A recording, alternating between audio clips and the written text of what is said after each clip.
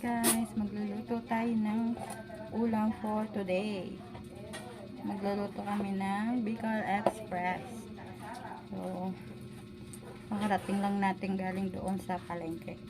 Ay, talipapa pala, wala palang palengke dito.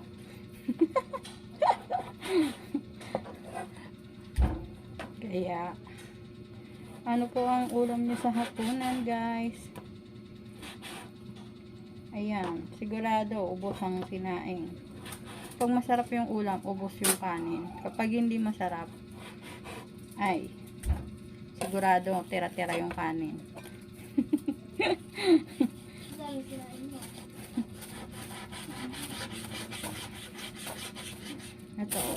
Ito yung binili namin na gata.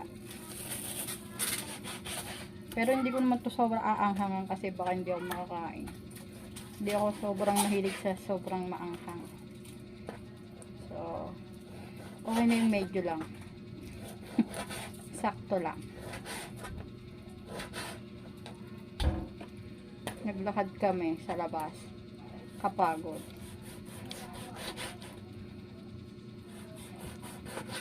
Nakalabas din. Nakalabas din, no? Pupunta lang pala sa bilihan ng ulam.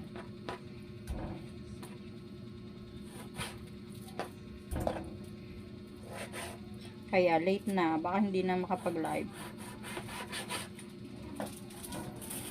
Luluto pa. So, luto muna. Unahin muna magluto.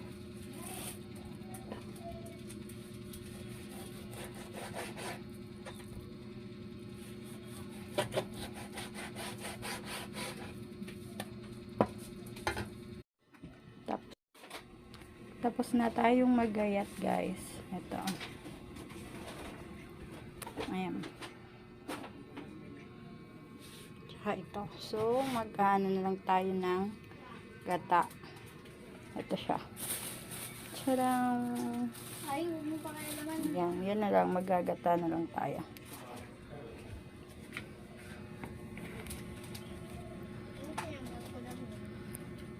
Pawisan si Miss Chubby. Wait lang po. Salamat. Yan lang. Ano na tayo ng bawang.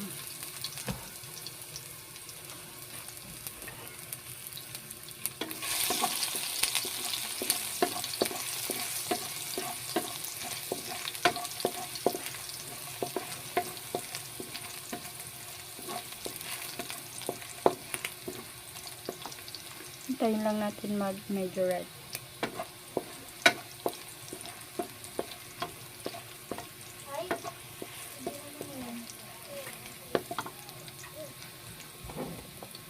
Onion.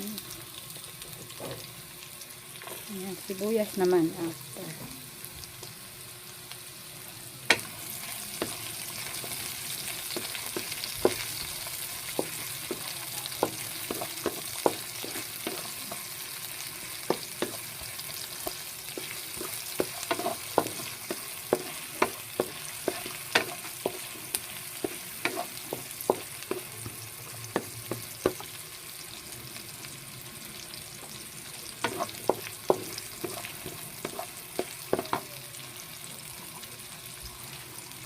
Tapos po ay luya.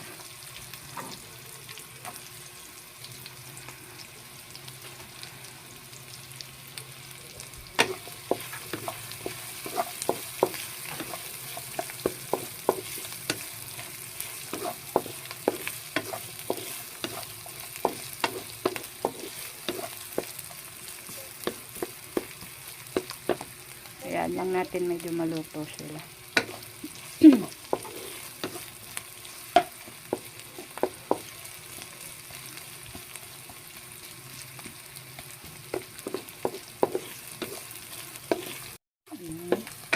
Medyo okay na.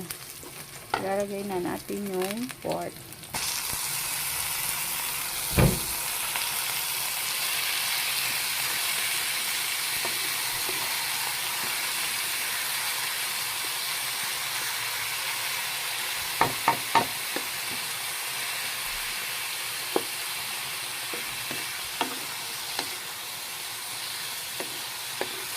Bisa lang natin siya.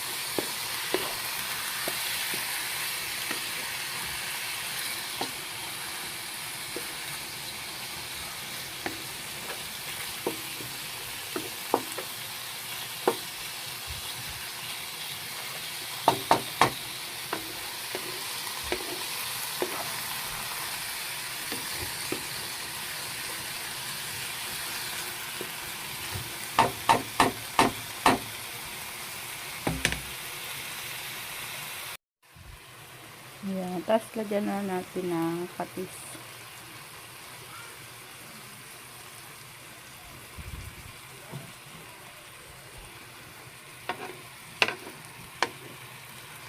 Hayaan lang natin magisa-gisa para kumapit yung lasa.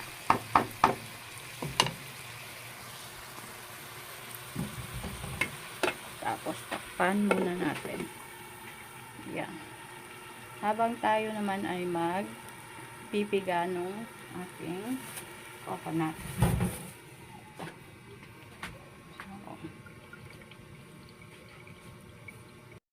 Hello guys, saya pawisan na si Mrs. Chubby. Ang init sa kusina. Mag-ano naman tayo ng gata natin. Ano natin siya. Saan ba yun? Ito. Pipigain na natin. So, yan. Ayaw pang ano nito. Mayos.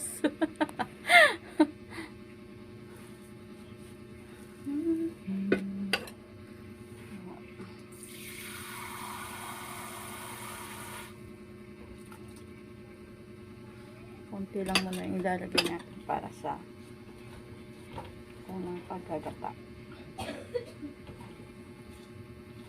Habang nagkukulo-kulo yung ating baboy doon.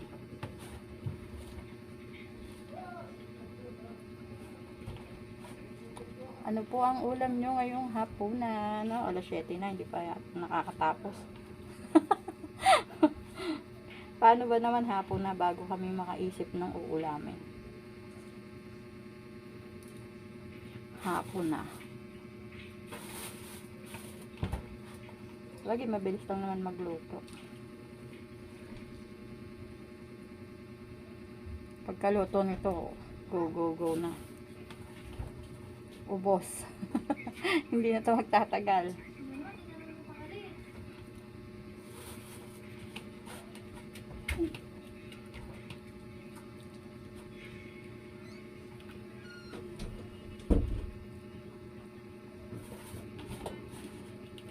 Kapag masarap ang ulam, hindi matitira ang kanin. Ubos ang kanin.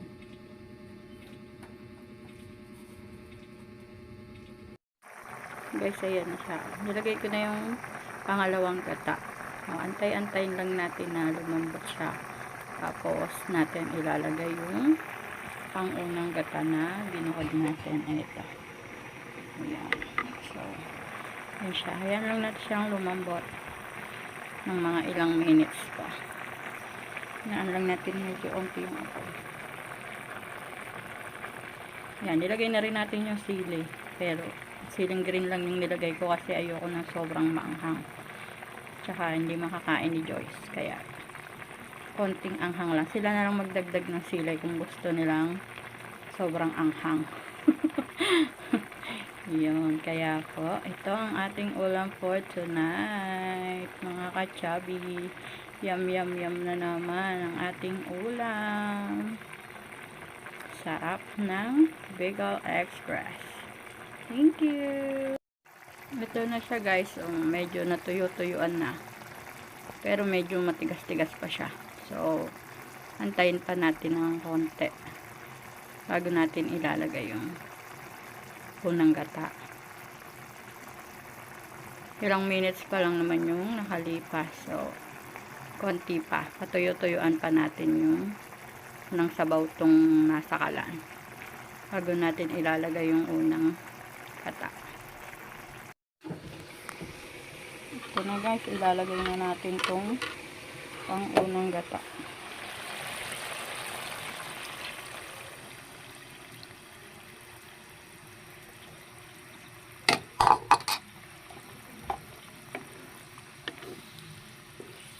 wait na lang ulit natin yan.